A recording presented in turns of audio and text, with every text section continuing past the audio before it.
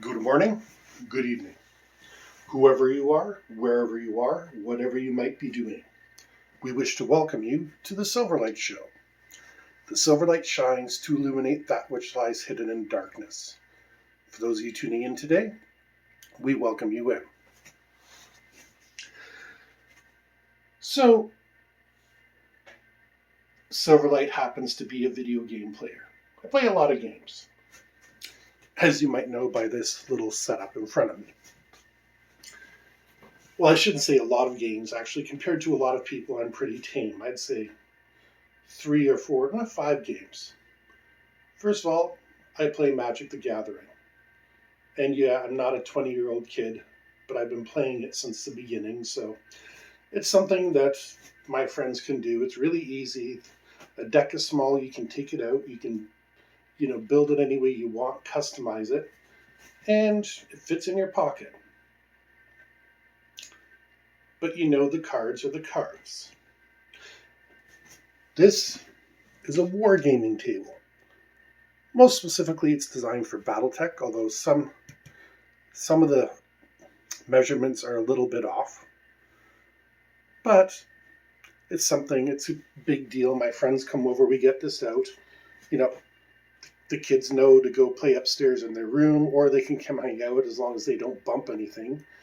And we're going to reenact battles on the tabletop, just as the way it is. Dungeons and Dragons. I haven't played that in a while. Even during the pandemic, it was tough to get people together.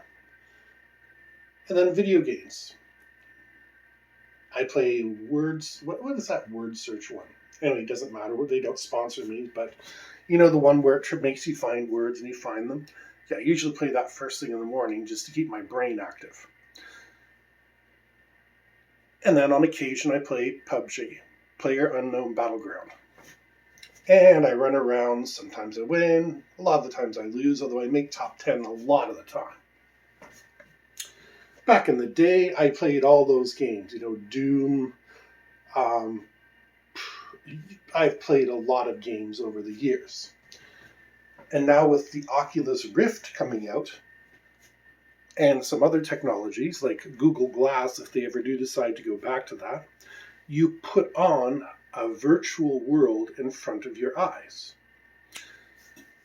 Now, the reason I say this is because every single time, whether you're tabletop war playing, whether you're getting out your screen and video gaming, or even strapping on a virtual reality headset, you are physically and mentally transforming your reality. And you're saying, okay, this is now a hospital. It's not a hospital. It's a freaking piece of plastic. But it represents a hospital. Someone's house. Boring little house, but that's what it's supposed to be. Just regular people who most likely have escaped. The spaceport. Yes, I haven't painted it yet. It's one of the things that I'm working on. Those are not real drop ships, even though, make your noise, whatever. We have a physical cognitive difference between what is represented, whether it be on a game board like I have constructed here, or on the video game screen. Now, a lot of people have taken to demonizing games. Oh, D&D makes you become satanic. Oh, video games make you a better shooter. No, they don't. I can tell you that personally. You may recall some time ago, I did my expose on this old girl. Yeah, we're still playing with her, but now, because I've fired real weapons in real life situations, I know how to adjust my targeting, whereas the average person does not, and they're going to wind up going off to the left, up and to the left. I think it is. Difference between real world and the video game. In the video game, you point your mouse, your cursor, your light gun, your Oculus pointer, whatever you have, and it goes to that particular location. Real life physics don't work the same as video game physics. I've noticed that video games are getting really sensitive about this. PUBG, for example, changed. They used to have a kill-death ratio. And during the match, you'd look up and say, you have killed, say, 5 people. This is what started this whole conversation. I didn't eliminate them. I emptied an M16 into their head. That's a death, not an elimination. It's a death. And we should have the ability as human beings to separate fiction from reality. No shooter out there is going around, oh, I've got the top score in PUBG or Fortnite or whatever other games are out there that are that first-person shooter, you take everybody else on. I should go on a school rampage. No, that doesn't work. And I'll tell you why. Right now, there's a whole bunch of 40 and 50-year-olds out there who grew up playing Super Mario. And not one of us, or at least 99.9999999 recurring, did not at any point jump down into a sewer so that we could hop on a turtle. At least nobody while they were sober. None of us got out a pistol and went out with a dog in the woods to shoot at ducks. Because we know that's not how reality works. And while video games, and indeed all games, have become much more realistic over the years, the fact is, okay, you can sit down right now and watch whatever the latest Madden is, and it looks darn like the players are actually playing the game that you want to see. I've actually wondered why they haven't put it on as some sort of alternative for when the NFL is not in season, where you can just program it, sit back and watch the games, and it would be like seeing your own custom season. But that's for people in marketing positions and stuff like that.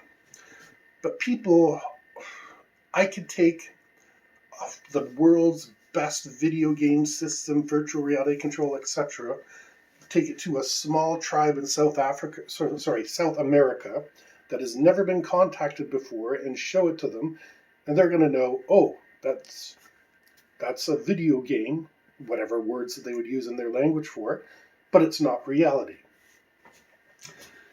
Even children with like autism and stuff like that are able to differentiate between the real world and video games. Now, the problem with mass shootings is they always cause hysteria. And the hysteria spreads a lot faster than any rational inquiry. That's why we have the video game advisory system. I mean, there were, the Atari had what would be X-rated games today. And the only reason I'm not talking about the Odyssey is because I'm not that old. I'm barely old enough to remember Atari. Commodore 64, yeah, it had some pretty horrific content, but it was all pixelated and nobody knew anything about it. Over time, our systems have gotten better, but people still put themselves into a different environment to experience their game. Again, physical game. I don't physically believe for a second that even given a tank, I could hold this section of a city against an average police force. Maybe a tank's the wrong word because I have no idea how you would steal a tank. But an APC or something like that, yeah, maybe. But realistically speaking, I would get myself, I would get myself a very inexpensive funeral. That's how we're going to call it. And people who start doing stuff like that, like the guy with the killdozer, who the bulldozer actually didn't kill anybody. But, yeah, the police were able to take him out. The guy that did steal a tank in Los Angeles a number of years ago, the police were still able to take him out. And the shooter down in Ulva, whatever they're, sorry, down in Texas, said he was pissed off because of his grades. Nothing about video games, nothing about magic cards, nothing about tactical war-playing games, nothing at all except he was mad about his grades. But there's this perception for parents. They walk in and they see their kid playing whatever. Like, mine is young enough that she's still into Roblox and Among Us and stuff like that. And Among Us might look very bad if you were the imposter and you happen to be in the middle of murdering somebody or getting murdered when your parent says, "What's that game, honey?" But the impetus is on the parent to educate themselves. I regularly block questionable content from my little one because either it's really inappropriate or I just plain don't like the message. It's a race I'm going to lose. She just gets smarter every single time, but I'm hoping not to lose it till she's a teenager and then I don't need to worry about it anymore. And I do take the time to learn about it. I don't block her from Among Us, even though some people say, "Oh, how can you let your 9-year-old play that game? She's been playing it since 8 and she's pretty damn good." I played with her, and yeah, she's murdered the old man a couple times. And it's a lot of fun for us. But toys don't make a killer. Toys can slightly improve a killer's skill, because this, again, relates more to the tactical wargaming department. You learn to make tactical decisions. First-person shooters, again, you're tactically thinking. You're saying, okay, when I come around this corner, I need to be crouched low and doing this kitten crawl kind of move to get around and get a good position on the other person. That I would accept. You get slightly better than average. But I would say that advantage has almost completely gone away. When I was a youth, we had an advantage against all the other nations in the world because we were playing video games and improving our hand-eye coordination while they were playing baseball and stuff like that. And if you weren't playing video games, that's why in the Gulf War, both of them, our troops were a lot better, is because we had already spent the time, playing flight simulators and stuff like that. So our real world point and click skills were better than what our enemies were doing at the same time. We were better only because we had practiced more. It wasn't because we were better warriors. That had to come with extra training. But we were just better able to say, okay, this button, point and click, and that was what we were able to do quicker. I would argue that advantage is pretty much non-existent in the world today, because I can't think of a country that doesn't have video games off the top of my head. Prove me wrong if you know an exception to that, because I certainly don't. But what does this all mean? Like I said, video games, and indeed strategy games, are not the enemy. Here. There you go. The good old monster manual. Now, do you feel like I've just shown you Satan? Because I sure as heck haven't, and I have had that in my family for quite some time. Never had any demons show up. Well, maybe my ex. No, I'm kidding. My ex and I broke up on good terms, so I sometimes tease about that, but I'm just trying to go after the stereotypical, oh, my ex is horrible, and my ex was actually really a nice person. So, but the most important thing is, let's not confuse games with reality, because children know the difference. Yes, some have imaginary friends, some have a stuffed animal that they're particularly attached to, but they know the difference, and they're very quickly able to figure out the difference, even if they don't. It takes time and it takes investment from a parent. And indeed, that is our job as parents, to tell the difference between fantasy and reality. There should always be time for fantasy. I will always support any child who says, I want to paint truffles growing out of the ground and feeding a magical pig. Sure. And, it might even look good. But as a parent, it's my job to remind them, that's not the way truffles work. The pig finds the truffles, and it's a big, expensive process. And use the opportunity for education. There's always going to be a couple kids that are a little bit askew of the line.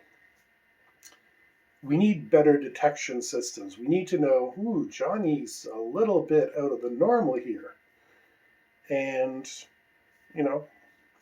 Kelly, wow, last week she said some disturbing things. Now, a lot of times kids just say crazy stuff. Trust me.